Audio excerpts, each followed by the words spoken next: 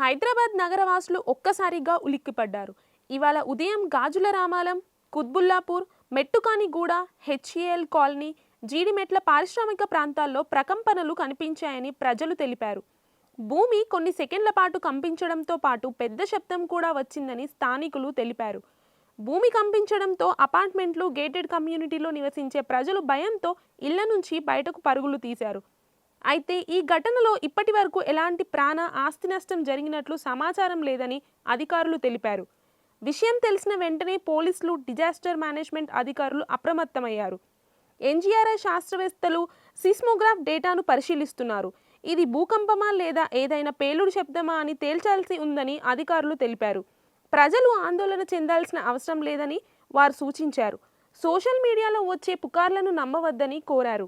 భూగర్భంలో జరిగే సర్దుబాట్ల వల్ల లేదా హైడ్రోసిస్మిటీ కారణంగా ఇలాంటి చిన్నపాటి భూకంపాలు వస్తుంటాయని అధికారులు అంచనా వేస్తున్నారు.